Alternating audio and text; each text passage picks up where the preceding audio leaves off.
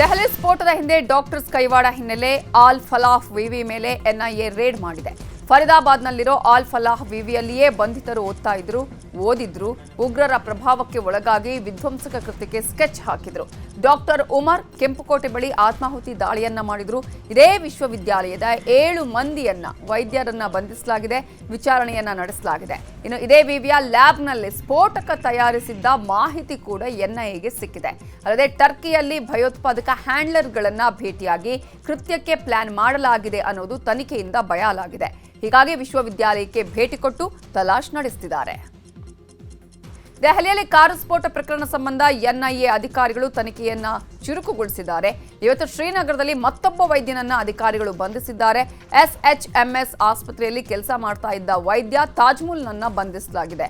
ಮೌಲ್ವಿ ಇರ್ಫಾನ್ ಪತ್ನಿಯನ್ನ ಅಧಿಕಾರಿಗಳು ಬಂಧಿಸಿ ದೆಹಲಿ ಕಾರು ಸ್ಫೋಟಕ್ಕೆ ಸಂಬಂಧಪಟ್ಟ ಹಾಗೆ ವಿಚಾರಣೆ ನಡೆಸುತ್ತಿದ್ದಾರೆ. ದೆಹಲಿ ಸ್ಫೋಟದ ತನಿಖೆಯನ್ನ ಎನ್ಐಎ ಅಧಿಕಾರಿಗಳು ಚುರುಕುಗೊಳಿಸಿದ್ದಾರೆ. ರೆಡ್ ಫೋರ್ಟ್ ಬಳಿ ನಡೆದ ಸ್ಫೋಟದಲ್ಲಿ ಬಾಂಬರ್ ಡಾಕ್ಟರ್ ಉಮರ್ ಮೃತಪಟ್ಟಿದ್ದಾನೆ. ಸದ್ಯ ತನಿಖೆ ನಡೆಸ್ತಾ ಇರುವಂತಹ ಎನ್ಐಎ ಹಲವು ಮಾಹಿತಿಗಳನ್ನ ಬಯಲಿಗೆಳೆಯುತ್ತಿದೆ. ಸ್ಫೋಟದ ಪ್ರಮುಖ ಆರೋಪಿಗಳಾದ ಆದಿಲ್ ಮತ್ತು ಮುಜಾಮಿಲ್ ಇತ್ತೀಚೆಗೆ ಟರ್ಕಿ ದೇಶಕ್ಕೆ ಭೇಟಿ ನೀಡಿದ್ರು. ಟರ್ಕಿಯಲ್ಲಿ ಹ್ಯಾಂಡರ್ ಒಬ್ಬರನ್ನ ಭೇಟಿ ಮಾಡಿದ್ರಂತೆ. ಇನ್ನು ಟರ್ಕಿ ಭೇಟಿ ಬಳಿಕ ಭಾರತದಲ್ಲಿ ವಿಧ್ವಂಸಕ ಕೃತ್ಯ ನಡೆಸಲು ಸಂಚು ರೂಪಿಸಿದ್ರಂತೆ. ಇದಕ್ಕಾಗಿ ಟೆಲಿಗ್ರಾಮ್ ಆಪ್ನಲ್ಲಿ ಒಂದೆರಡು ಗ್ರೂಪ್ಗಳನ್ನ ಮಾಡ್ಕೊಂಡಿದ್ರಂತೆ. ಈ ಗ್ರೂಪ್ನಲ್ಲಿ ಎಲ್ಲಿ ದಾಳಿ ಮಾಡಬೇಕು, ಹೇಗೆ ದಾಳಿ ಮಾಡಬೇಕು ಅನ್ನುವಂತಹ ಪ್ಲಾನ್ ಮಾಡಿದ್ರಂತೆ. ವೈದ್ಯರಲ್ಲಿ ಒಬ್ಬರು 2023 ಮತ್ತು 2024 ನಡುವೆ ಇಸ್ತಾನ್ಬುಲ್ ಮತ್ತು ದೋಹಾದಿಂದ ಡಿಜಿಟಲ್ ವಾಲೆಟ್ಗಳ ಮೂಲಕ ಹಣ ಪಡೆದಿದ್ರಂತೆ. ದೆಹಲಿ ಕಾರು ಬ್ಲಾಸ್ಟ್ ಪ್ರಕರಣ ಸಂಬಂಧ ಕೆಂಪುಕೋಟೆ ಬಳಿ ಕಾರು ಬ್ಲಾಸ್ಟ್ ಆಗುವ ಎಕ್ಸ್ಕ್ಲೂಸಿವ್ ದೃಶ್ಯ ನ್ಯೂಸ್ 18ಗೆ ಲಭ್ಯವಾಗಿದೆ. ನವೆಂಬರ್ 10ರಂದು ಸಂಜೆ 6:50ಕ್ಕೆ ಕಾರು ಸ್ಫೋಟಗೊಂಡಿದೆ. ಜನನಿಬಿಡ ಪ್ರದೇಶದಲ್ಲಿ ಭಾರೀ ಶಬ್ದದೊಂದಿಗೆ ಕಾರು ಬ್ಲಾಸ್ಟ್ ಆಗಿದೆ. I-20 ಕಾರು ಸ್ಫೋಟಗೊಂಡ ಭೀಕರ ದೃಶ್ಯ ಸಿಸಿಟಿವಿಯಲ್ಲಿ ಸೆರೆಯಾಗಿದೆ. ದೆಹಲಿಯಲ್ಲಿ ಸ್ಫೋಟ ನಡೆದ ಸ್ಥಳಗಳಲ್ಲಿ ಬಿಗಿ ಭದ್ರತೆ ಮುಂದುವರಿಸಲಾಗಿದೆ. ಬ್ಲಾಸ್ಟ್ ನಡೆದ ಸ್ಥಳವನ್ನು ಸಂಪೂರ್ಣವಾಗಿ ಸೀಲ್ ಡೌನ್ ಮಾಡಲಾಗಿದೆ. ಸ್ಥಳದಲ್ಲಿ ಭದ್ರತಾ ಪಡೆಯನ್ನ ನಿಯೋಜನೆ ಮಾಡಲಾಗಿದೆ. ಶ್ವಾನ ದಳದಿಂದ ಸ್ಥಳದಲ್ಲಿ ಪರಿಶೀಲನೆ ನಡೆಸಲಾಗ್ತಾ ಇದ್ದು ದೆಹಲಿಯಲ್ಲಿ ಟೈಟ್ ಸೆಕ್ಯೂರಿಟಿಯನ್ನ ಮಾಡಲಾಗಿದೆ. ದೆಹಲಿಯಲ್ಲಿ I-20 ಕಾರು ಸ್ಫೋಟ ಪ್ರಕರಣಕ್ಕೆ ಸಂಬಂಧಪಟ್ಟಂತೆ ಕಾರು ಮಾರಿದ್ದ ವ್ಯಕ್ತಿಯನ್ನ ಎನ್ಐಎ ಅಧಿಕಾರಿಗಳು ಬಂಧಿಸಿದ್ದಾರೆ. ದೆಹಲಿ ಬ್ಲಾಸ್ಟ್ ಪ್ರಕರಣದ ತನಿಖೆ ಚುರುಕುಗೊಳಿಸಿರುವಂತಹ ಎನ್ಐಎ ಟೀಮ್ ಈಗ ಕಾರು ಮಾರಿದ್ದ ರಾಯಲ್ ಕಾರ್ ಝೋನ್ ಮಾಲೀಕರನ್ನ ಬಂಧಿಸಿದೆ ಮತ್ತು ಉಮ್ಮರ್ಗೆ ಕಾರು ಮಾರಾಟ ಮಾಡಿದಂತಹ ಕೇಸ್ನಲ್ಲಿ ಬಂಧಿಸಿ ವಿಚಾರಣೆಯನ್ನ ನಡೆಸಲಾಗ್ತಾ ಇದೆ. ಇನ್ನು ದೆಹಲಿ ಸ್ಫೋಟದಲ್ಲಿ ಬಾಂಬರ್ ಡಾಕ್ಟರ್ ಉಮರ್ ನಬಿ ಸಾವನ್ನಪ್ಪಿದ್ದಾನೆ. ಕಾರು ಸ್ಫೋಟವಾದ ಹಿನ್ನೆಲೆ ಶಂಕಿತ ಉಗ್ರ ಡಾಕ್ಟರ್ ಉಮರ್ ಮೃತದೇಹ ಛಿದ್ರವಾಗಿತ್ತು. ಹೀಗಾಗಿ ಕಾರಿನಲ್ಲಿದ್ದ ವ್ಯಕ್ತಿಯ ದೇಹ ಡಾಕ್ಟರ್ ಉಮರ್ದೇ ಅನ್ನೋದರ ಬಗ್ಗೆ DNA ಪರೀಕ್ಷೆಗೆ ಅಧಿಕಾರಿಗಳು ಮುಂದಾಗಿದ್ದಾರೆ. ಶಂಕಿತ ಉಗ್ರ ಡಾಕ್ಟರ್ ಉಮರ್ ತಾಯಿಯ DNA ಸಂಗ್ರಹ ಮಾಡಿಕೊಳ್ಳಲಾಗಿದ್ದು ಏಮ್ಸ್ ಆಸ್ಪತ್ರೆಯ ಪ್ರಯೋಗಾಲಯದಲ್ಲಿ ಕಳಿಸಲಾಗಿದೆ. ದೆಹಲಿ ಕಾರು ಬ್ಲಾಸ್ಟ್ಗೆ ಸಂಚು ರೂಪಿಸಿದ್ದ ಪ್ರಕರಣದಲ್ಲಿ ಲಕ್ನೋ ಮೂಲದ ವೈದ್ಯೆ ಡಾಕ್ಟರ್ ಶಾಹಿನಾಳನ್ನ ಪೊಲೀಸರು ಅರೆಸ್ಟ್ ಮಾಡಿ ವಿಚಾರಣೆ ನಡೆಸುತ್ತಿದ್ದಾರೆ. ಸದ್ಯ ಮಗಳ ಕುರಿತು ಶಾಹಿನಾ ತಂದೆ ಸೈಯದ್ ಅಹಮದ್ ಅನ್ಸಾರಿ ಪ್ರತಿಕ್ರಿಯೆ ಕೊಟ್ಟಿದ್ದಾರೆ. ನನ್ನ ಮಗಳು ಈ ಕೃತ್ಯದಲ್ಲಿ ಭಾಗಿಯಾಗಿದ್ದಾಳೆ ಅಂತ ಹೇಳಿ ನಂಬೋದಿಕ್ಕೆ ಆಗ್ತಾ ಇಲ್ಲ. ಇದರ ಬಗ್ಗೆ ನಮಗೇನು ಗೊತ್ತಿಲ್ಲ ಅಂತ ಹೇಳಿದ್ದಾರೆ. आपके मीडिया वालों को हम सब बता चुके हैं। अरे वो मीडिया गई, वो मीडिया गई उससे हम नहीं बताएंगे। हम बार नहीं बताएंगे, नहीं बताएंगे। आप कोर्ट से ऑर्डर ले आइए तो भी नहीं बताएंगे। क्या बात हुई कुछ नहीं कहना है। अभी क्या बात हुई? हमें कुछ कहना ही नहीं है। अभी आई थी जो टीम, क्या बात हुई? अरे अपनी सफाई में कुछ तो रखिए। हमारी सफाई हमारा दिल है, बस हर दिन मेरे दिल की बात नहीं जानते हैं। कुछ तो बोलिए अपनी सफाई में। उधर करो सब कुछ बता। ದೆಹಲಿಯ ರೆಡ್ ಫೋರ್ಟ್ ಬಳಿ ಕಾರು ಸ್ಫೋಟಗೊಂಡ ಬೆನ್ನಲ್ಲೇ ಕೇಂದ್ರ ಸರ್ಕಾರದಿಂದ ಕಠಿಣ ಕ್ರಮ ಕೈಗೊಳ್ಳಲಾಗಿದೆ. ಪಾಕ್ ಪ್ರಜೆಗಳ ಕೋಟ್ಯಾಂತರ ಆಸ್ತಿ ಮುಟ್ಟುಗೋಲಿಗೆ ಸಿದ್ಧತೆ ನಡೆಸಿದೆ. ಬೆಂಗಳೂರಲ್ಲಿ ಪಾಕ್ ಪ್ರಜೆಗಳ 100 ಕೋಟಿ ಆಸ್ತಿ ಇದೆ. ಹೀಗಾಗಿ ರಾಜಭವನ ರಸ್ತೆಯಲ್ಲಿರುವಂತಹ ಆಸ್ತಿ ಹರಾಜು ಮಾಡಲು ಸಿದ್ಧತೆ ನಡೆಸಿದ್ದಾರೆ. ಪಾಕ್ಗೆ ಹೋಗಿ ಅಲ್ಲಿನ ನಾಗರಿಕತ್ವ ಪಡೆದವರ ಆಸ್ತಿ ಜಪ್ತಿಗೆ ಕೇಂದ್ರ ಸರ್ಕಾರ ಮುಂದಾಗಿದೆ. ಬೆಂಗಳೂರು ಜಿಲ್ಲಾಡಳಿತ ಪಾಕ್ ಪ್ರಜೆಗಳ ಆಸ್ತಿಗೆ ದರ ನಿಗದಿ ಮಾಡಲಾಗಿದೆ. ಬೆಂಗಳೂರಲ್ಲಿ ಒಟ್ಟು 4 ಕಡೆ ಪಾಕ್ ಪ್ರಜೆಗಳ ಆಸ್ತಿ ಗುರುತು ಮಾಡಲಾಗಿದೆ. ಇದೇ ತಿಂಗಳು ಪಾಕ್ ಪ್ರಜೆಗಳ ಆಸ್ತಿ ಹರಾಜು ಪ್ರಕ್ರಿಯೆ ಆರಂಭವಾಗಲಿದ್ದು ಹರಾಜಿನಿಂದ ಸರ್ಕಾರಕ್ಕೆ 100 ಕೋಟಿ ಆದಾಯ ಬರುವ ನಿರೀಕ್ಷೆ ಇದೆ. ಇನ್ನು ಇದೇ ವಿಚಾರವಾಗಿ ಬೆಂಗಳೂರು ನಗರ ಜಿಲ್ಲಾಧಿಕಾರಿ ಜಗದೀಶ್ ನ್ಯೂಸ್ 18 ಜೊತೆ ಮಾತನಾಡಿದ್ದಾರೆ. ಕೇಂದ್ರ ಗೃಹ ಇಲಾಖೆ ಕೊಟ್ಟ ಸೂಚನೆಯಂತೆ ಕ್ರಮ ವಹಿಸಲಾಗಿದೆ ಮತ್ತು ಕಸ್ಟೋಡಿಯನ್ ಆಫ್ ಎಮಿನಿ ಪ್ರಾಪರ್ಟಿ ಆಕ್ಟ್ ಅಡಿಯಲ್ಲಿ ಶತ್ರು ರಾಷ್ಟ್ರಗಳ ಆಸ್ತಿ ಮುಟ್ಟುಗೋಲು ಹಾಕುವಂತಹ ಅಧಿಕಾರ ಇರುತ್ತೆ ಎಂದಿದ್ದಾರೆ. ಎನಿಮಿ ಪ್ರಾಪರ್ಟೀಸ್ ಆಕ್ಟ್ ಏನಿದೆ ಆ ಆಕ್ಟ್ ಅಡಿಯಲ್ಲಿ ಯಾರು ಪ್ರಾಪರ್ಟಿಯನ್ನು ಹೊಂದಿದ್ದಾರೆ ಅವರು ಎನಿಮಿ ಆಗಿದ್ರೆ, ದೇಶದ ಪ್ರಜೆಗಳಲ್ಲದೆ ಇದ್ರೆ, ದೇಶದ ಎನಿಮಿಗಳಾಗಿದ್ರೆ, ಅಂದರೆ ಶತ್ರುಗಳಾಗಿದ್ರೆ ಅಂಥ ಪ್ರಾಪರ್ಟಿಗಳನ್ನು ಶತ್ರು ಪ್ರಾಪರ್ಟಿ ಅಂತ ಘೋಷಣೆ ಮಾಡುವಂಥ ಅಧಿಕಾರ ಕೇಂದ್ರ ಸರ್ಕಾರದ ಗೃಹ ಇಲಾಖೆಗಿದೆ. ಅವರು ಘೋಷಣೆ ಮಾಡುವಂಥದ್ದು. ಅದನ್ನು ಸದ್ಯಕ್ಕೆ ಕಸ್ಟೋಡಿಯನ್ ಆಗಿ ನಾವು ನೋಡ್ತೀವಿ. ನಾವು ಪತ್ತೆ ಮಾಡೋದಲ್ಲ. ಕೇಂದ್ರ ಸರ್ಕಾರ ಏನು ಮುಟ್ಟುಗೋಲು ಹಾಕೊಂಡಿದೆ 5 ಪ್ರಾಪರ್ಟಿಗಳನ್ನು, ಅವುಗಳನ್ನು ಇವ್ಯಾಲ್ಯೂಯೇಷನ್ ಮಾಡಿ ಕೊಡಿ ಅಂತ ಹೇಳಿದ್ದಾರೆ. ನಾವು ಕಳಿಸ್ಕೊಟ್ಟಿದ್ದೀವಿ ಕೇಂದ್ರ ಸರ್ಕಾರಕ್ಕೆ. ಅವರು ಮುಂದೆ ನಿರ್ಧಾರ ತೆಗೆದುಕೊಳ್ಳಿ. ಕೇಂದ್ರ ಸರ್ಕಾರದಿಂದ ಏನು ಬರುತ್ತೆ ಅದರ ಪ್ರಕಾರ ಕ್ರಮ ತಗೋತೀವಿ. ಎನಿಮಿ ದೆಹಲಿ ಕಾರು ಸ್ಫೋಟ ಹಿನ್ನೆಲೆ ಉತ್ತರ ಕನ್ನಡ ಜಿಲ್ಲೆಯ ಕಾರವಾರದಲ್ಲಿಯೂ ಭಾರೀ ಹೈ ಅಲರ್ಟ್ ಮಾಡಲಾಗಿದೆ. ಅರಬ್ಬಿ ಸಮುದ್ರದಲ್ಲಿ ನಿರಂತರವಾಗಿ ಕರಾವಳಿ ಕಾವಲು ಪಡೆ, ಪೊಲೀಸ್ ಮತ್ತು ಇಂಡಿಯನ್ ಕೋಸ್ಟ್ ಗಾರ್ಡ್ ಗಸ್ತು ತಿರುಗುತ್ತಿದ್ದಾರೆ. ಕಾರವಾರ ವ್ಯಾಪ್ತಿಯಲ್ಲಿ ಇರೋ ಕದಂಬ ನೌಕಾನೆಲೆ, ಕೈಗಾ ಅಣುವಿದ್ಯುತ್ ಸ್ಥಾವರ, ಅಣೆಕಟ್ಟುಗಳ ಮೇಲೆ ಹೆಚ್ಚಿನ ನಿಗಾ ಇಡಲಾಗಿದೆ. ಜೊತೆಗೆ ಗೋವಾ ಕಾರವಾರ ಗಡಿಯಲ್ಲೂ ಹೆಚ್ಚಿನ ತಪಾಸಣೆ ಮಾಡಲಾಗುತ್ತಿದೆ. ಪ್ರತಿ ಮೀನುಗಾರರ ಬೋಟಲ್ಲಿ ಇರೋ ಕಾರ್ಮಿಕರ ದಾಖಲಾತಿ ಪರಿಶೀಲನೆ ನಡೆಸಲಾಗುತ್ತಿದೆ. ದೆಹಲಿ ಬ್ಲಾಸ್ಟ್ ಪ್ರಕರಣದ ಬಗ್ಗೆ ಚಾಮರಾಜನಗರದಲ್ಲಿ ಮಾತನಾಡಿದ ಸಚಿವ ವೆಂಕಟೇಶ್, ಕೆಂಪುಕೋಟೆ ಬಳಿಯೇ ಬ್ಲಾಸ್ಟ್ ಆಗಿದೆ. ಡಾಕ್ಟರ್ ಇಂಜಿನಿಯರ್ಗಳೇ ಇಂತಹ ಕೃತ್ಯ ಮಾಡಿರೋದು ದುರಂತ. ಅವರಿಗೆ ದೇವರು ಏನ್ ಬುದ್ಧಿ ಕೊಟ್ಟಿದ್ದಾನೋ ಗೊತ್ತಿಲ್ಲ ಅಂದಿದ್ದಾರೆ. ಇದೇ ದುರಂತ. ಇದು ಯಾರೋ ಪಾಪ ಹೊಟ್ಟೆ ಇಲ್ದವರು, ಏನೋ ಕಷ್ಟದಲ್ಲಿರೋರು, ಇಂಟೆಲಿಜೆನ್ಸ್ ಫೇಲ್ ಅಂತಿದ್ರಲ್ಲಿ ಗೊತ್ತಾಗುತ್ತಲ್ವಾ. ಅದು ಎಲ್ಲೋಕೆ, ಅದು ಕೆಂಪುಕೋಟೆ ಹತ್ರ ಅವರು ಬಾಂಬ್ ಮಾಡಿ ಮಾಡಿದ್ರು, ಬೇರೆ ಕಡೆನಲ್ಲ. ಅಥವಾ ಸಿಟಿಯಿಂದ ಹೊರಗಡೆ ಮಾಡಿದರೆ ಅದೊಂಥರ, ಸಿಟಿ ಮಧ್ಯದಲ್ಲಿ ಮಾಡಿದ್ದಾರೆ. Definitely it's A failure. ನೋಡಿ, ಇದೇ ದುರಂತ. ಇದು ಯಾರೋ ಪಾಪ ಹೊಟ್ಟೆ ಇಲ್ದವರು, ಏನೋ ಕಷ್ಟದಲ್ಲಿರೋರು ಏನೋ ಮಾಡ್ತಾರೆ ಅವರ, ಅದಕ್ಕೋಸ್ಕರ ಅದೊಂಥರ. ಇಂಥ ವಿದ್ಯಾವಂತರು, ಇಂಜಿನಿಯರ್ಗಳು, ಡಾಕ್ಟ್ರುಗಳೇ ಇದನ್ನು ಮಾಡಲಿಕ್ಕೆ ನಿಂತಿರೋದು. ಇದು ದೇಶದ ದುರಂತ. ಇದು ಅವ್ರಿಗೆ ದೇವ್ರು ಏನು ಬುದ್ಧಿ ಕೊಟ್ಟಿದ್ದಾನೋ ಏನೋ ಅರ್ಥ ಆಗ್ತಾ ಇಲ್ಲ. ಇನ್ನು ಬಿಹಾರ ಚುನಾವಣೆ ಗೆಲ್ಲೋದು ಕಷ್ಟ ಅಂತ, ಸ್ಫೋಟದಂತಹ ಘಟನೆ ನಡೆದಿದೆ ಎನ್ನುವಂತಹ ಅನುಮಾನ ಇದೆ ಅಂತ ಸಿಎಂ ಆರ್ಥಿಕ ಸಲಹೆಗಾರ ಬಸವರಾಜ ರಾಯರೆಡ್ಡಿ ಹೇಳಿದ್ದಾರೆ. ಕೊಪ್ಪಳದಲ್ಲಿ ಮಾತನಾಡಿದ ಅವರು, ದೆಹಲಿಯಲ್ಲಿ ನಡೆದ ಕೃತ್ಯವನ್ನ ನಾನು ಖಂಡಿಸ್ತೇನೆ. ನೈತಿಕತೆ ಇದ್ರೆ ಗೃಹ ಸಚಿವ ಅಮಿತ್ ಶಾ, ಪ್ರಧಾನಿ ನರೇಂದ್ರ ಮೋದಿ ರಾಜೀನಾಮೆ ಕೊಡಬೇಕು. ಕೇಂದ್ರ ಸರ್ಕಾರದ ಇಂಟೆಲಿಜೆನ್ಸಿ ವಿಫಲವಾಗಿದೆ. ಮೋದಿ ಅವರು ದೇಶದ ಜನರಲ್ಲಿ ಕ್ಷಮೆ ಕೇಳಬೇಕು. ಪರಿಹಾರ ಕೊಟ್ರೆ ಜೀವ ಬರಲ್ಲ ಅಂತ ಹೇಳಿದ್ರು.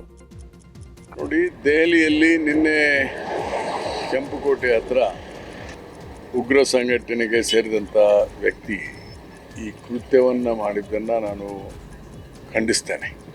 ಇದು ಅತ್ಯಂತ ಹೀನ ಕೃತ್ಯ ಮತ್ತು ಅವಮಾನೀಯ ಕೃತ್ಯ. ಅಮಿತ್ ಶಾ ಅವರವರು ನೈತಿಕತೆ ಇದ್ದರೆ ಅವ್ರು ರಾಜೀನಾಮೆ ಕೊಡ್ಬೇಕು. Yes, I failed to protect ಅಂತ. ಪ್ರೈಮ್ ಮಿನಿಸ್ಟ್ರು ದೇಶದ ಕ್ಷಮೆ ಕೇಳಬೇಕು. ಇವತ್ತಿಂಥ ಕೃತ್ಯಗಳು ನಡೀತಾವಲ್ಲ, ಬರೀ ನಾವು ಉಗ್ರನ ಮಟ್ಟ ಹಾಕ್ತೀವಿ ಅಂದರೆ ದೇಶದ ಕ್ಷಮೆ ಕೇಳಿ. ಈಗ 12ಕ್ಕಿಂತ ಹೆಚ್ಚು ಜನ ಸಾಯ್ತಾರೆ, ಈಗ 12 ಜನ ಸತ್ತಿದ್ದಾರೆ, ಇನ್ನು ಎಷ್ಟು ಜನ ಸಾಯ್ತಾರೆ ಗೊತ್ತಿಲ್ಲ. 10 ಲಕ್ಷ ರೂಪಾಯಿ ಪರಿಹಾರ ಕೊಟ್ಟರೆ 10,000 ಕೋಟಿ ಕೊಟ್ಟರೆ ಜೀವ ಬರಲ್ಲ. ಆಡಳಿತ ಕೊಡೋದ್ರಲ್ಲಿ ಕೇಂದ್ರ ಸರ್ಕಾರನೂ ಕೂಡ ವೈಫಲ್ಯ ಆಗಿದೆ. ಇದ್ರ ಬಗ್ಗೆ ಸಮಗ್ರವಾದಂಥ ತನಿಖೆ ಆಗಬೇಕು. ನೋಡಿ, ದೆಹಲಿಯಲ್ಲಿ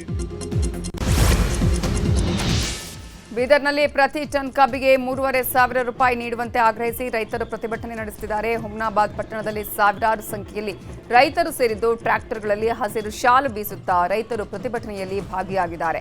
ಪ್ರತಿಭಟನೆ ವೇಳೆ ಸಿಎಂ ಸಿದ್ದರಾಮಯ್ಯ, ಸಕ್ಕರೆ ಸಚಿವ ಶಿವಾನಂದ ಪಾಟೀಲ್ ಭಾವಚಿತ್ರ ಹಿಡಿದು ಆಕ್ರೋಶವನ್ನು ವ್ಯಕ್ತಪಡಿಸಿದ್ದಾರೆ. ಅಲ್ಲದೆ ಉಸ್ತುವಾರಿ ಸಚಿವ ಈಶ್ವರ್ ಖಂಡ್ರೆ ಅವರಿಗೆ ಶ್ರದ್ಧಾಂಜಲಿ ಭಾವಚಿತ್ರ ಹಿಡಿದು ರೈತರು ಆಕ್ರೋಶವನ್ನು ವ್ಯಕ್ತಪಡಿಸಿದ್ದಾರೆ. ಇನ್ನು ರೈತರ ಹೋರಾಟಕ್ಕೆ ಬಿಜೆಪಿ, ಕಾಂಗ್ರೆಸ್ ನಾಯಕರು ಸಾಥ್ ಕೊಟ್ಟಿದ್ದಾರೆ. ಕಾಂಗ್ರೆಸ್ ನಾಯಕ ರಾಜಶೇಖರ್ ಪಾಟೀಲ್, ಎಂಎಲ್ಸಿ ಭೀಮರಾವ್ ಪಾಟೀಲ್, ಬಿಜೆಪಿ ಶಾಸಕ ಸಿದ್ದಲಿಂಗೇಶ್ವರ ಪಾಟೀಲ್ ಕೂಡ ಬೆಂಬಲ ನೀಡಿದ್ದಾರೆ.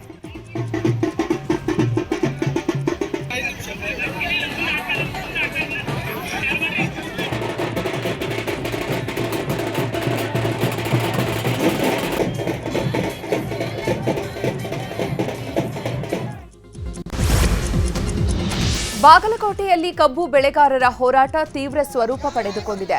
ಮುಧೋಳದಲ್ಲಿ ರಾಯಚೂರು ಬೆಳಗಾವಿ ರಾಜ್ಯ ಹೆದ್ದಾರಿ ಬಂದ್ ಮಾಡಿ ಆಕ್ರೋಶ ವ್ಯಕ್ತಪಡಿಸಿದ್ದಾರೆ ಮತ್ತು ಚಿಕ್ಕೂರು ಗ್ರಾಮದ ಬಳಿ ರಾಜ್ಯ ಹೆದ್ದಾರಿ ರಸ್ತೆಗೆ ಮುಳ್ಳು ಹಾಕಿ ಪ್ರತಿಭಟನೆ ಮಾಡಿದ್ದಾರೆ. ಇನ್ನು ರೈತರ ಪ್ರತಿಭಟನೆಯಿಂದಾಗಿ ಸುಮಾರು ಕಿಲೋಮೀಟರ್ ಗಟ್ಟಲೆ ವಾಹನಗಳು ಸಾಲುಗಟ್ಟಿ ನಿಂತಿವೆ. ನಿಂತಲ್ಲೇ ವಾಹನ ನಿಂತಿರೋ ಪರಿಣಾಮ ಸ್ಥಳದಲ್ಲಿ ಲಾರಿ, ಟ್ರ್ಯಾಕ್ಟರ್, ಬಸ್, ಕಾರು ಚಾಲಕರು ಪರದಾಡುವಂತಾಗಿದೆ.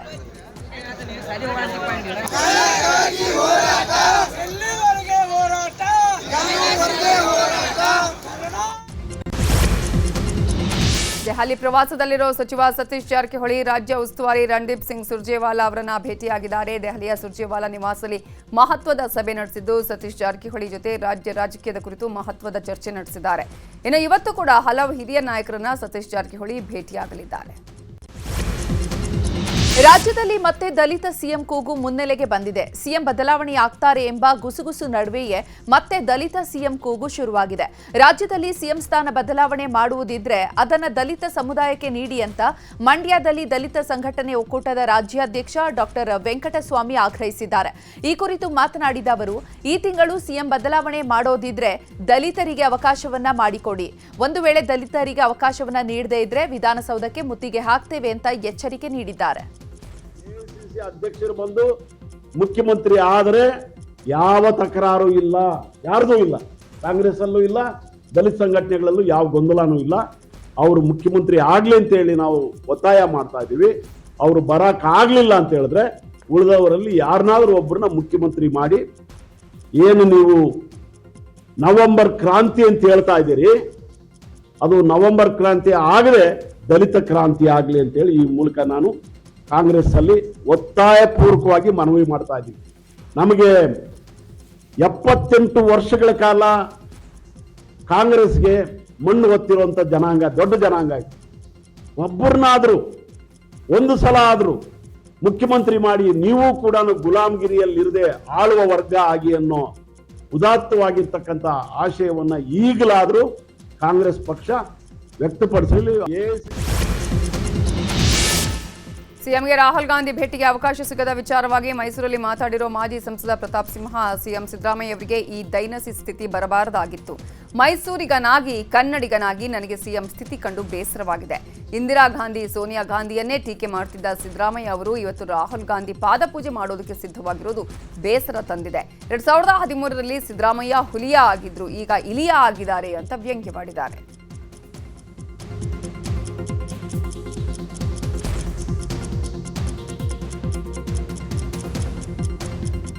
ಬಿಜೆಪಿಯವರಿಗೆ ಯಾರಿಗೋ ನಮ್ಮ ಬಸವರಾಜ ಬೊಮ್ಮಾಯಿಗೆ ಅವರಿಗೆಲ್ಲ ಏನು ಅಲ್ಲಿ ಹೋಗಿ ಅಮಿತ್ ಶಾ ಅಪಾಯಿಂಟ್ಮೆಂಟ್ ಕೊಡಲಿಲ್ಲಂತೆ, ಮೋದಿಯವ್ರ ಅಪಾಯಿಂಟ್ಮೆಂಟ್ ಕೊಡಲಿಲ್ಲ, ಸುಮ್ಮನೆ ನೀವು ಕಿಚಾಯಿಸ್ತಿದ್ರಲ್ಲ ಸರ್ ಸಿದ್ದರಾಮಯ್ಯನವರೇ. ಸರ್, ನೀವು ಮೈಸೂರಿನ ಸಿದ್ದರಾಮಯ್ಯನ ಹುಂಡಿನಲ್ಲಿ ಹುಟ್ಟಿದಂಥವ್ರು ಏನು ನಾವು ನಿಮ್ಮನ್ನು ಹುಲಿ ಅಂತ ಅಂದ್ಕೊಂಡಿದ್ರು. ನೀವು ಇಂದಿರಾ ಗಾಂಧಿಯವ್ರ ಕಾಲದಲ್ಲಿ ರಾಜಕಾರಣವನ್ನು ಆರಂಭ ಮಾಡಿದವರು. ಆ ಇಂದಿರಾ ಗಾಂಧಿಗೂ ಬಿಡ್ತಾ ಇರಲಿಲ್ಲ ನೀವು.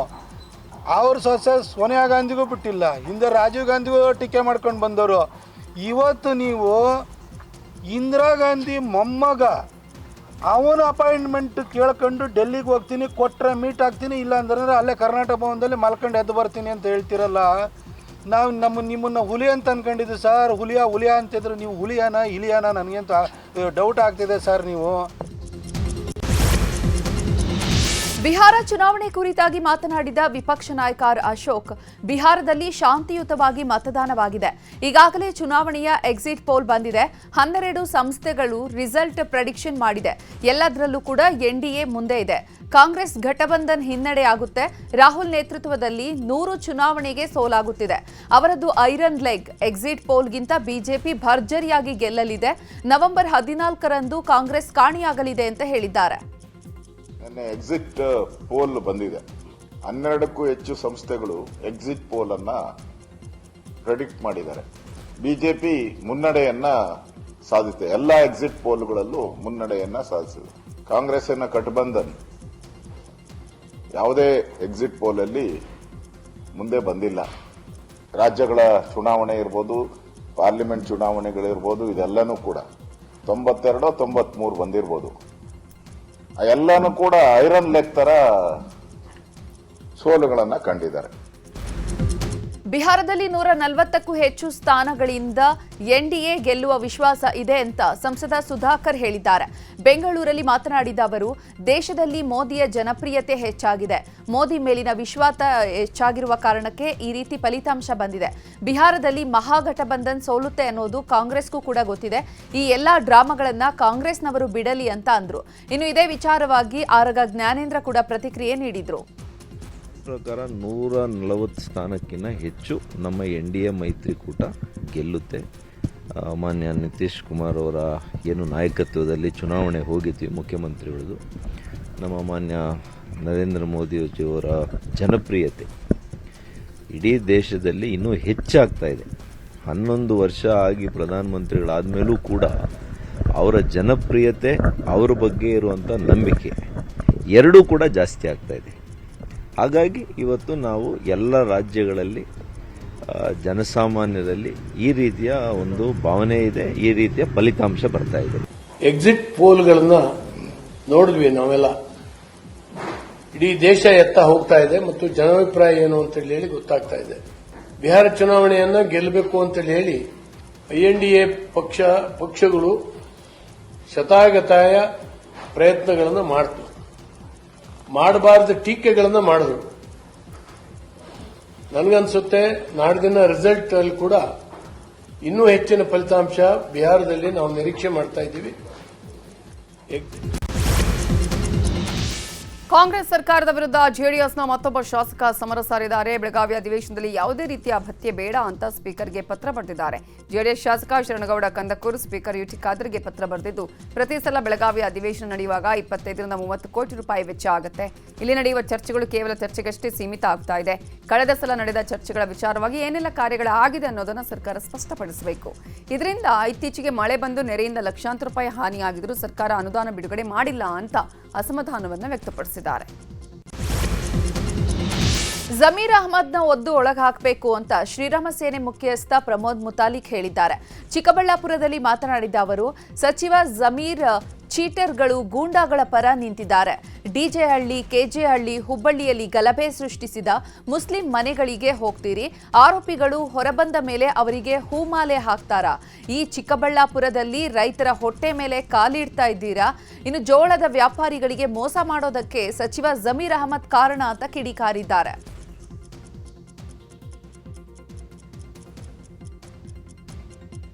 ಮುಖ್ಯವಾಗಿ ಬೆಂಬಲವಾಗಿ ನಿಂತಿದ್ದು ಚೀಟರ್ಗೆ, ಮೋಸ ಮಾಡಿದಂಥ ಆ ಮುಸ್ಲಿಂ 3 ಜನ ಏಜೆಂಟ್ರೇನಿದಾರಲ್ಲ, ಅವರು ಬೆಂಬಲವಾಗಿ ಸನ್ಮಾನ್ಯ ಶ್ರೀ ಜಮೀರ್ ಅಹ್ಮದ್ ನಿಂತ್ಕೊಳ್ತಾರಂತಂದ್ರೆ ಇವರಿಗೆ ನನ್ನ ನಾಚಿಕೆ ಮಾನ ಮರ್ಯಾದೆ ಇದೆಯಾ? ಯಾರ ಪರವಾಗಿ ನಿಂತ್ಕೊಳ್ತಾ ಇದ್ದೀರಿ? ರೈತರ ಪರವಾಗಿ ನಿಂತ್ಕೊಳ್ಳೋದು ಬಿಟ್ಟು ನೀವು ಇದರಲ್ಲಿ DJ ಹಳ್ಳಿ, KJ ಹಳ್ಳಿ, ಹುಬ್ಬಳ್ಳಿ ಗಲಾಟೆಯಲ್ಲಿ ಜೈಲಿಗೆ ಹೋದಂಥ ಮುಸ್ಲಿಂ ಕಿಡಿಗೇಡಿಗಳು, ಗೂಂಡಾಗಳು ಜೈಲಿಗೆ ಹೋದವ್ರಿಗೆ ಮನೆ ಹೋಗಿ 5-5 ಸಾವಿರ ಎಣಿಸಿ ಕೊಟ್ಟರಲ್ಲ ಓಪನ್ ಆಗಿ. ಅವ್ರು ಹೊರಗಡೆ ಬಂದ ಮೇಲೆ ಮಾಲೆ ಹಾಕಿ ಮೆರವಣಿಗೆ ಮಾಡಿದಾರಲ್ಲ. ಯಾರಿಗೆ? ಗುಂಡಾಗಳಿಗೆ, ಪೊಲೀಸ್ ಸ್ಟೇಷನ್ ಸುಟ್ಟವ್ರಿಗೆ. ಸೊ ಈಗ ರೈತರ ಹೊಟ್ಟೆ ಮೇಲೆ ಕಾಲಿಡ್ತಾ ಇದ್ರಿ. ನಾನು ಹೇಳೋದು ಜಮೀರ್ ಅಹ್ಮದ್ ಅವರೇ, ನೀವೇ ಇದಕ್ಕೆ ಕಾರಣಕರ್ತರಿದ್ದೀರಿ. ಇವರಿಬ್ಬರು ಗಂಡ ಹೆಂಡತಿ ಕಣ್ಣೀರು ಹಾಕಿ ಯಾವಾಗ ಸಾಯ್ತಾರೋ ಗೊತ್ತಿಲ್ಲ. ಸತ್ರ ನಿಮ್ಮನ್ನ ಒದ್ದ ಒಳಗಡೆ ಹಾಕ್ಬೇಕು. ವಿಶೇಷ ಚೇತನ ಯುವತಿ ಮೇಲೆ ದೌರ್ಜನ್ಯ ಎಸಗುವುದಕ್ಕೆ ಪ್ರಯತ್ನಿಸಿದ ಆರೋಪಿಯನ್ನ ಸ್ಥಳೀಯರೇ ಥಳಿಸಿ ಪೊಲೀಸರಿಗೆ ಒಪ್ಪಿಸಿದ್ದಾರೆ. ಬೆಂಗಳೂರಿನ ಆಡುಗೋಡಿ ಬಳಿ ಈ ಘಟನೆ ನಡೆದಿದ್ದು, ಮಾತುಬಾರದ ಹಾಗೂ ಸ್ವಾಧೀನ ಇಲ್ಲದ ಯುವತಿ ಮೇಲೆ ದೌರ್ಜನ್ಯಕ್ಕೆ ವಿಘ್ನೇಶ್ ಅನ್ನುವಾತ ಪ್ರಯತ್ನಿಸಿದ್ದಾನೆ. ಇದನ್ನು ಗಮನಿಸಿದ ಸ್ಥಳೀಯರು ಆರೋಪಿಯನ್ನು ಕಟ್ಟಿ ಹಾಕಿ ಥಳಿಸಿದ್ದು, ಆ ಬಳಿಕ ಪೊಲೀಸರಿಗೆ ಒಪ್ಪಿಸಿದ್ದಾರೆ. SIT ತನಿಖೆಗೆ ನೀಡಿದ್ದ ತಡೆಯಾಜ್ಞೆ ತೆರವು ಮಾಡಲಾಗಿದೆ. SIT ತನಿಖೆ ರದ್ದು ಕೋರಿದ್ದ ಅರ್ಜಿ ವಿಚಾರಣೆ ನಡೆಸಿದಂತಹ ಕೋರ್ಟ್ ಕ್ರೈಮ್ ನಂಬರ್ 39/2025 ಕೇಸಿನ ತನಿಖೆಗೆ ಇದ್ದ ತಡೆ ತೆರವು ಮಾಡಿದೆ. ಮಹೇಶ್ ಶೆಟ್ಟಿ ತಿಮ್ಮರೋಡಿ, ಗಿರೀಶ್ ಮಠಣ್ಣವರ್, T ಜಯಂತ್ ಮತ್ತು ವಿಠಲ್ ಗೌಡ ಅರ್ಜಿ ಸಲ್ಲಿಕೆ ಮಾಡಿದ್ರು. ಸದ್ಯ ಕೋರ್ಟ್ ತಡೆಯಾಜ್ಞೆ ತೆರವು ಮಾಡಿ ಅರ್ಜಿದಾರರಿಗೆ ತೊಂದರೆ ನೀಡದಂತೆ ನ್ಯಾಯಮೂರ್ತಿ ಮೊಹಮ್ಮದ್ ನವಾಜ್ ಅವರ ಪೀಠದಲ್ಲಿ ಆದೇಶ ನೀಡಲಾಗಿದೆ. ಪರಪ್ಪನ ಅಗ್ರಹಾರದಲ್ಲಿ ಕೈದಿಗಳಿಗೆ ರಾಜಾತಿಥ್ಯ ಖಂಡಿಸಿ ಬೆಳಗಾವಿಯಲ್ಲಿ ಬಿಜೆಪಿ ಪ್ರತಿಭಟನೆ ನಡೆಸಿದೆ. ನಗರದ SP ಕಚೇರಿ ಮುಂದೆ ಬಿಜೆಪಿ ಕಾರ್ಯಕರ್ತರು ಪ್ರತಿಭಟನೆ ಮಾಡಿದ್ದಾರೆ. ಅಲ್ಲದೆ ಇದೇ ವೇಳೆ SP ಕಚೇರಿಗೆ ಕಾರ್ಯಕರ್ತರು ನುಗ್ಗಲು ಯತ್ನಿಸಿದ್ದಾರೆ. ಈ ವೇಳೆ ಪೊಲೀಸರು ವಶಕ್ಕೆ ಪಡೆದುಕೊಂಡಿದ್ದಾರೆ. ಈ ವೇಳೆ ಗೃಹ ಸಚಿವರು ರಾಜೀನಾಮೆ ಕೊಡಬೇಕು ಅಂತ ಸರ್ಕಾರದ ವಿರುದ್ಧ ಅಧಿಕಾರಕ್ಕೆ ಹೋಗುತ್ತಾ ಭಾರಿ ಹೈಡ್ರಾಮಾ ಮಾಡಿದ್ದಾರೆ. ಇತ್ತ ಕಾರವಾರದಲ್ಲೂ ಬಿಜೆಪಿ ಪ್ರತಿಭಟನೆ ನಡೆಯಿತು. ಕಾರವಾರದಲ್ಲಿ SP ಕಚೇರಿವರೆಗೆ ಬಿಜೆಪಿ ಯುವ ಮೋರ್ಚಾ ಕಾರ್ಯಕರ್ತರು ಮೆರವಣಿಗೆ ನಡೆಸಿದ್ದು, ಸರ್ಕಾರದ ವಿರುದ್ಧ ಘೋಷಣೆ ಕೂಗಿ ಆಕ್ರೋಶ ವ್ಯಕ್ತಪಡಿಸಿದರು. ಡೇಟಿಂಗ್ ಆಪ್ನಲ್ಲಿ ಪರಿಚಯ ಆದ ಯುವತಿ ಜೊತೆ ಲಾಡ್ಜ್ಗೆ ತೆರಳಿದಂತಹ ಯುವಕ ಹಣ ಚಿನ್ನಾಭರಣವನ್ನ ಕಳೆದುಕೊಂಡಿದ್ದಾನೆ. 2 ತಿಂಗಳ ಹಿಂದೆ ಹ್ಯಾಪನ್ ಎಂಬಂತಹ ಆಪ್ನಲ್ಲಿ ಪರಿಚಯವಾಗಿದ್ದಂತಹ ಯುವತಿ ವಂಚನೆ ಎಸಗಿದ್ದಾಳೆ ಎನ್ನಲಾಗಿದೆ. ನಕಲಿ ದಾಖಲೆ ಸೃಷ್ಟಿಸಿ ಸೈಟ್ಗಳನ್ನು ಮಾರಾಟ ಮಾಡಿ ವಂಚನೆ ಮಾಡ್ತಾ ಇದ್ದ ಇಬ್ಬರನ್ನು ಸಿಸಿಬಿ ಪೊಲೀಸರು ಅರೆಸ್ಟ್ ಮಾಡಿದ್ದಾರೆ. 2019ರಲ್ಲಿ ನಾಗರಾಜ್ ಎನ್ನುವರ ಜಮೀನಿನಲ್ಲಿ ಸೈಟ್ ನಿರ್ಮಿಸಿ ಬಳಿಕ ಗಣೇಶ್ ಎನ್ವೈ ಅನ್ನುವಾತ ನಾಗರಾಜ್ ಶೆಟ್ಟಿ ಪುತ್ರ ಅನ್ನುವಂತೆ ನಕಲಿ ದಾಖಲೆ ಸೃಷ್ಟಿಸಿ 150 ಕೋಟಿಗೂ ಅಧಿಕ ಮೌಲ್ಯದ ಸೈಟ್ ಅನ್ನು ಅಕ್ರಮವಾಗಿ ಮಾರಾಟ ಮಾಡಿದ್ದಾರೆ ಅಂತ ಆರೋಪಿಸಲಾಗಿದೆ. ಸಬ್ ರಿಜಿಸ್ಟರ್ ರೂಪಾ ಹಾಗೆಯೇ ಸಿಬ್ಬಂದಿ ವಂಚನೆ ಮಾಡಿದ್ದು ಸದ್ಯ ಸಿಸಿಬಿಯಿಂದ ರೂಪಾ ನವೀನ್ ಅನ್ನು ಬಂಧಿಸಲಾಗಿದೆ. ಸತೀಶ್ ನೀನಾಸಂ ರಚಿತಾರಾಮ್ ಅಭಿನಯದ ಅಯೋಗ್ಯ 2 ಚಿತ್ರಕ್ಕೆ ಕ್ರೇಜಿ ಸ್ಟಾರ್ ರವಿಚಂದ್ರನ್ ಎಂಟ್ರಿ ಕೊಟ್ಟಿದ್ದಾರೆ. ಅಯೋಗ್ಯ ಸೂಪರ್ ಹಿಟ್ ನಂತರ ಮತ್ತೆ ಅಯೋಗ್ಯ ಬಳಗ ಒಂದಾಗಿದ್ದು ಈಗ ಅಯೋಗ್ಯ ಬಳಗಕ್ಕೆ ಕ್ರೇಜಿ ಸ್ಟಾರ್ ರವಿಚಂದ್ರನ್ ಕೂಡ ಸೇರಿದ್ದಾರೆ.